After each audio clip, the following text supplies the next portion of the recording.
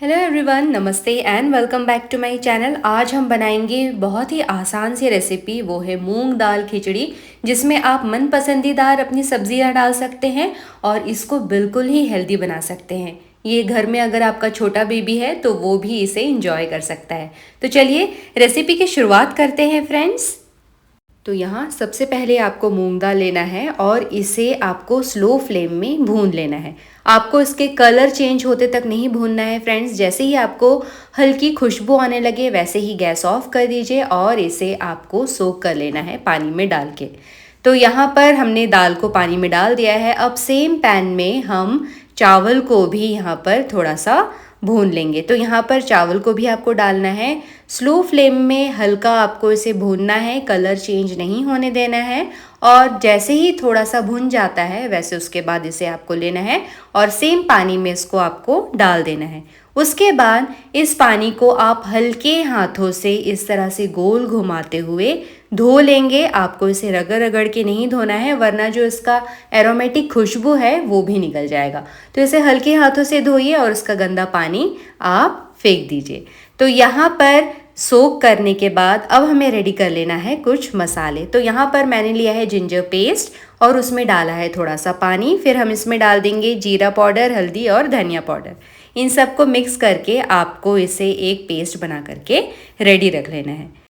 इसे साइड में रख देते हैं और रेडी कर लेते हैं पंचफोरन का मिक्सचर। तो आपको लेना है कलौंजी, जीरा, सौंफ, सरसों और अजवाइन। इसे हम साइड में रख देते हैं और अब कढ़ाई को हम गरम कर लेते हैं। इसमें डालेंगे सरसों तेल। तो सरसों तेल डालने के बाद आपको इसे गरम कर लेना है। उसके बाद आप जो भी वेजिटेबल्स लेना चाहते हैं उसे हम यहाँ पर सबसे पहले सौते कर लेंगे। तो मैंने यहाँ पर लिया है गोभी, तो गोभी डालकर मैं इसे सौते कर ले रही हूँ। सौते जब ये हो जाए अच्छी तरह से तो इसे आप बाहर निकाल के रख लीजिए। और मैं यहाँ पर अब आलू डाल रही हूँ और आलू को भी मैं सौते करके बाहर निकाल लूँगी।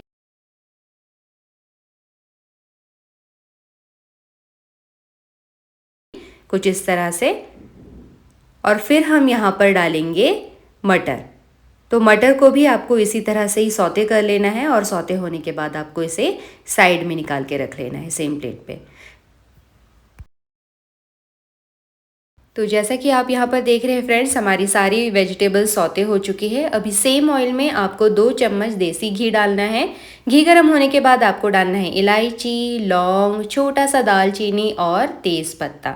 साथ ही साथ जो हमने पंचफोरन बना करके रेडी किया था वो भी इसमें डाल देते हैं और फटाफट से इसमें जिंजर घोल का जो पेस्ट बना करके रखा था वो भी इसमें डाल देते हैं।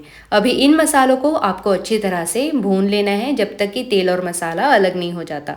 तो बस 2 मिनट ही लगते हैं और मसाला अलग हो जाता है, यानी कि तेल और मसाला अलग हो जाता है, अच्छी तरह से भुन जाता है। उसके बाद हम इसमें डालेंगे दाल और चावल जो हमने सोख करके रखा था। तो इसे भी डाल देते हैं, अच्छी तरह से मिक्स कर देते हैं और उसके बाद आपको बॉइल्ड वाटर यानी कि बिल्कुल ही हॉट वाटर इसमें आपको डाल देना है।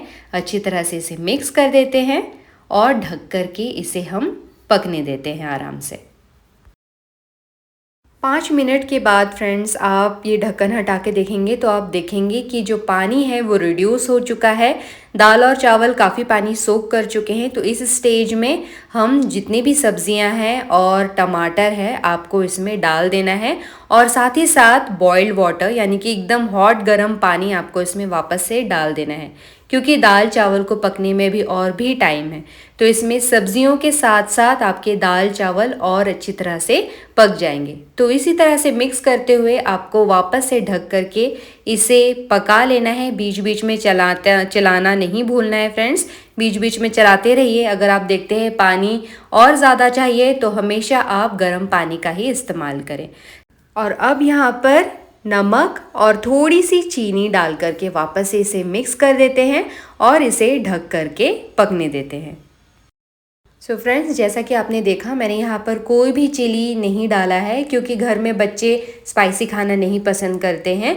अगर आपको चाहिए कि आपका खिचड़ी स्पाइसी बने तो आप इसमें अपनी मर्ज़ी मुताबिक आप इसमें ग्रीन चिलीज़ या रेड चिली पाउडर इसमें ऐड कर सकते हैं।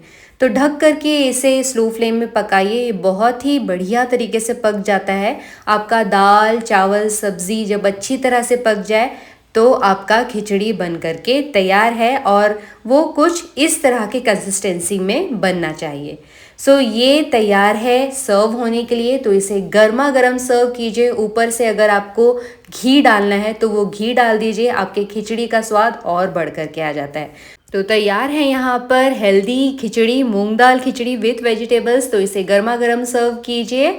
और अगर आपको रेसिपी पसंद आई है तो शेयर एंड लाइक करना मत भूलिएगा। Thank you so much for watching friends. मैं मिलती हूँ आपसे नेक्स्ट वीडियो में न्यू रेसिपी के साथ। तब तक बाय बाय।